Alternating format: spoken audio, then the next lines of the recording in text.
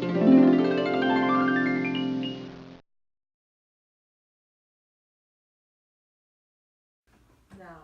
I don't think they should be helping support people who are wanting to die. I think that can also lead into, I think a lot of these are just open doors to things that are worse that people don't think about. So it's just supporting people who want to die that's going to turn into family members that want their family members to die, or old people that they want those people to die. And it's just, it's ugly and gross, and that's God's decision on who lives and who dies.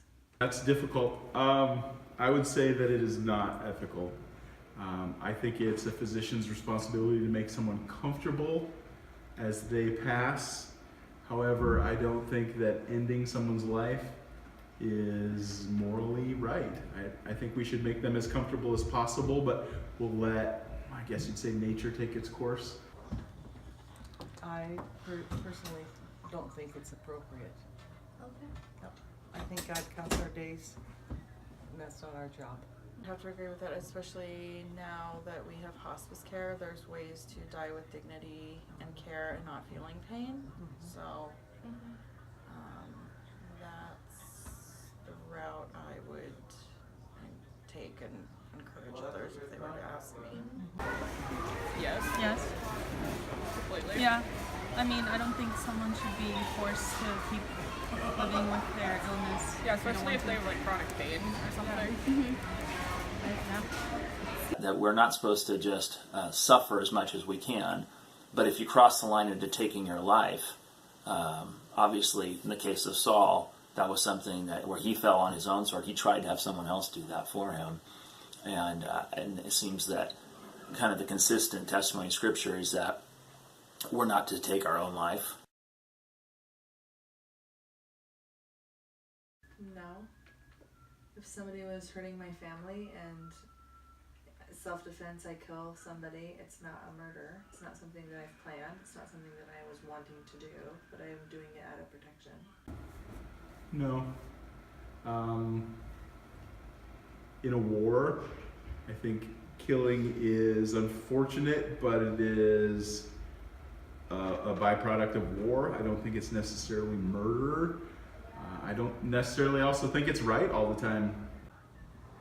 If you kill someone in self-defense, I don't believe that's considered murder. I'm thinking of my grandfather, who served in World Wars I and II as a conscientious objector because he wouldn't shoot somebody else. And he was a missionary. Yeah. So, that's kind of in the background of my history. Yeah, I'd be hard placed to really give a hard and fast. I don't know. Not necessarily. No. I mean, there's so many different like aspects that it could. It's like physical assisted suicide. Yeah. I had a professor once who said that in terms of his family and his country, he was an activist, and in terms of himself, he was a pacifist. And I've always thought that was kind of an interesting way to think of it. I think that there are situations where you defend other people, where you maybe do view something as a just war, that you could do that with a clean conscience. At conception. Conception, definitely. From that moment on, it's life, for sure. At conception. At conception. You're like One- 5. I don't know. I don't know. I guess in a literal sense, when it's like you're pushed out, Yeah, like right when and you you're breathe born, the oxygen. but like also like not till you can actually remember Memories. stuff. Yeah, And you have like you're 10 or something. I don't know. Psalm 139 is one of the passages that's used, and as David's talking, he says, "For you formed me, my inward parts, you knitted me together in my mother's womb." And then he goes on, he says, "My frame was not hidden from you when I was being made in secret." And so there just seems to be the implication that God's had each of us in mind all along and knows of our beginning, and that's something that happens still at conception, at the beginning of the biological matter. I'm fine with using animals to our advantage as long as it's not torturing the animal. As long as it's ethical. I've heard some horrible stories about things they do to animals in the name of science. I'm not really sure why it's allowed. So as long as it's ethical and humane. It depends on the animal too. Yeah. Like rats. I don't She care. doesn't care about rats. Snakes, Snakes, I don't care. spiders, Dogs, though. chimpanzees. No. I don't care what they like. So your answer is they're cute and not little weird things. Then no. Well, if I'm they just have a teasing you, higher, Patty. if they have a higher brain level, I guess. I don't think they should do experiments on that stuff. Well, what, No. I don't really have much to say about it, but Just no. Like, we don't need to be hurting animals as much as we do. yeah. I don't see a difference between God saying you can eat of an animal or use an animal for skin and using an animal for other things. I think some of the same commands that we have for between humans would seem to apply towards animals of just kind of decency and kindness.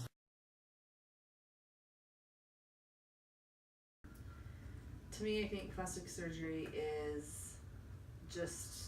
like same as getting your nails done or dyeing your hair or cutting your hair or, I mean, I think all of it's in the same category. It's just the expense of how much more expensive. As long as it's not becoming a god, then I don't see an issue with having plastic surgery. Kind of depends. If it's plastic surgery because, oh, I don't like how my nose looks and I'm self-conscious about how my nose looks, that's probably playing God. However, if you're in a horrific accident and plastic surgery makes you look somewhat more quote-unquote normal or like your old self, then I think it's ethical. you can't really change who you really are. You look different. But I don't think it's playing God. No, I don't think so either. Is getting heart surgery playing God? If you were There's- disfigured in an accident and you're no longer functional as a human being because you can't feel like you can face the world, I don't think that you're playing God. Nah, it's just like, I don't know, I think of it like those dress-up games, you know, that you all play on like your computer or something. I don't know. I feel if you want to make yourself look better, go for it. Yeah, I feel like it's just like a personal choice. I don't think that it really. It's like playing God. Yeah. It's like people that work out. If you were born like slightly bigger and you Wearing work out, makeup or yeah. something. So I think you could ask the question, is getting a haircut playing God? Or is working out and changing the way you look playing God? Is wearing braces playing God? There are a lot of things we do that I don't think about a whole lot, but that we probably ought to think about. And so we have to weigh our motives, weigh the cost. There's a lot of things we can do and ought to probably do instead of spending money on ourselves. I do not think so. I'm not a fan of being told what to do and being told what's best for my children. It's just the opposite of what I'm saying, but back when I was little, if you got the chicken pox, you couldn't go to school because it was contagious, but all your friends would come over because it was better for you to have chicken pox when you're little than you're older. But now we have that in our system, and so now we are apt to get shingles as an adult because we had chicken pox when we were a child. No, I don't think a lot of things should be mandatory. I think they should. And that's speaking as a public school educator, where you gather a whole population of kids that, you know, are either susceptible or not susceptible to spreading diseases that we otherwise have eradicated. Yes. Absolutely. Yes. 100%. Yeah, there's a girl that lives where we do who like has like some type of cancer, I can't remember, and she can't go to school anymore because like so many people aren't vaccinating their kids, and she's just like too much at risk, and she could die, which is just awful. They're risking, like, parents who like don't vaccinate their kids are risking so many like people's lives that they don't even have the right to be risking. Yeah. I think we are called to follow the authorities over us. There are reasons for disobeying authority, and we need to be ready to deal with the consequences if we feel strongly enough. I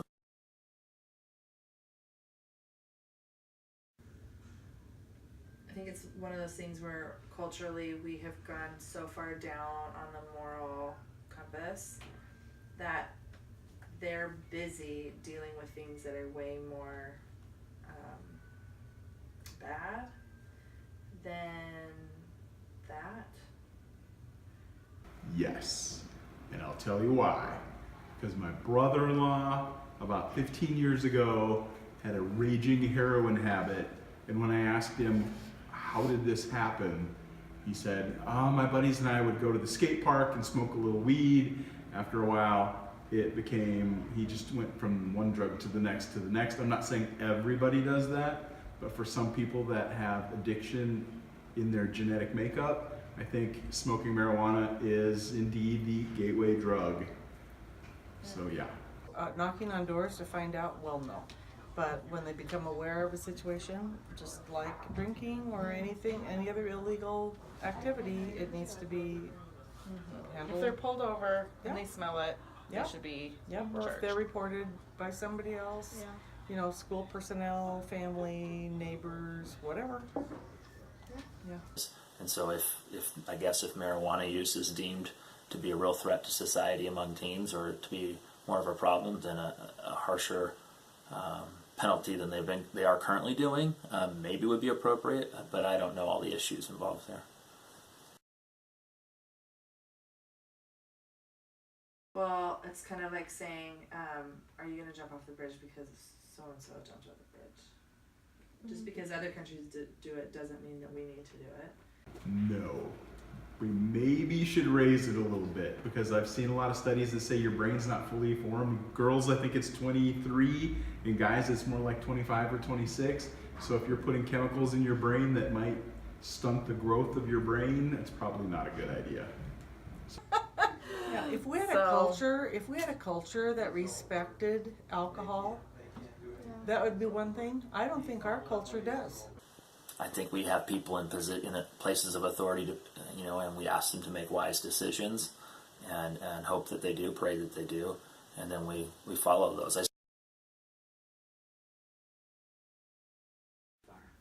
I think cloning in general has gone too far. I'm not a fan of cloning. Yeah, you're playing God. Maybe. I still think it's kind of cool. However, I don't see the point really. So, yeah. Yeah, my concern naturally is that the next step is that we're cloning people, humans, and that's a problem. Cloning makes me personally uncomfortable. It does seem to be playing God, like we were talking about with plastic surgery. I'm against abortion, but I do because I think that there are many babies that are killed that the dad either never even knew existed or didn't have a say in it, and they also suffer and they have no say. I think he should have some input, but I would say it was the mother's responsibility. But I am absolutely anti-abortion. Yeah.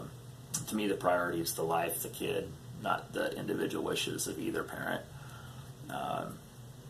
But in that scenario, it's kind of like judges, where everybody's doing what's right in their own eyes, and things get messy when sin is what's ruling the day.